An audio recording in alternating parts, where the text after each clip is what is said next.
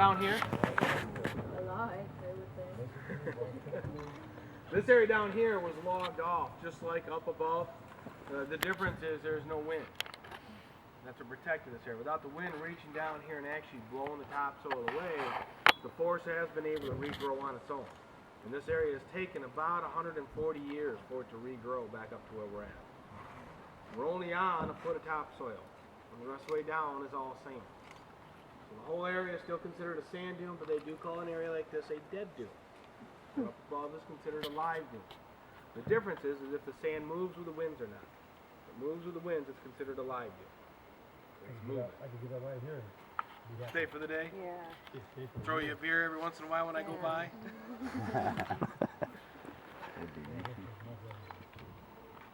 A lot of different trees that have regrown out here. Most of the trees you'll see are these smooth barked ones. These are beech trees. This one here, branches start at the very bottom and go all the way up. Those are known as papa beeches. Because the mama beech, their branches don't start to about halfway up the tree. But you end up getting these kind of close together. That's when you end up with them little sons of beeches. Take all the sun, huh? Yeah. We do see a lot of wildlife out here besides the drivers. Deer, squirrels, chipmunks, rabbits, foxes, hawks, wild turkeys, coyotes, bear. Snake. Oh yeah. I get nothing about it. Not that we're looking at them. You can come out here and just pull off and sit there and read a book or something, and nobody to bother you. No, the deer would walk right by you too. They wouldn't even care. Really? Yeah, they are so used to us because the rides have been going since 1954. Oh wow. Yeah. Yesterday there was one deer I seen that was laying down, and we went 6 times by it. Before I got up and left. I've had it where it's laid right here on this hump and talked. As long as I didn't get out and make a move that way, totally fine. So they're never shot at because they know they're not being harmed, so they understand. Yeah, they know they're protected in this area. The town of Singapore, it's a city buried beneath the dunes. It lies off along Lake Michigan out there.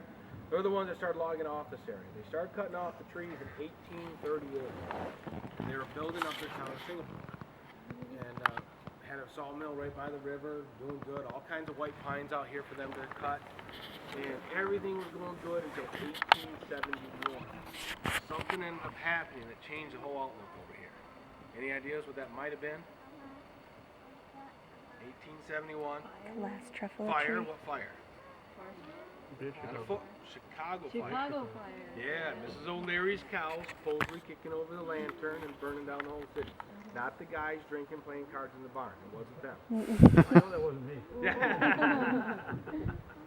I Yep. made my beer.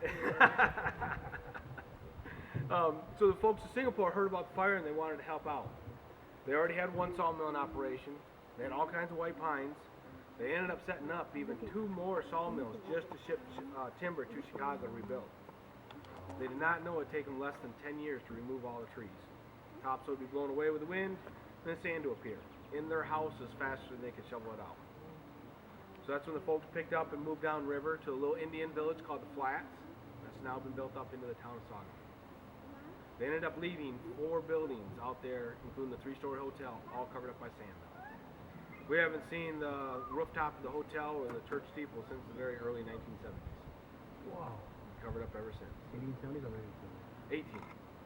Totally buried. Totally buried. Yep. I've had a couple people. Well, I remember seeing the rooftop of the chimney out of the hotel, and then I had another person on my ride that was trying to help me. We figured there was one dune that was kind of looking out towards the lake. It's kind of a bare dune. Figured that's where that hotel was at. It wouldn't benefit to dig around. No, the moisture in the sand, nails are rotted and stuff. Basically, they pulled the sand away.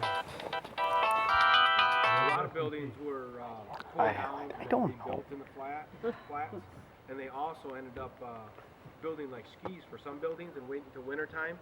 And teams of horses would drag them through the snow and out onto the ice, and drag them down the ice and relocate them in the flats. Oh. So that's why there's only 4 buildings left when it was starting to be a big booming town.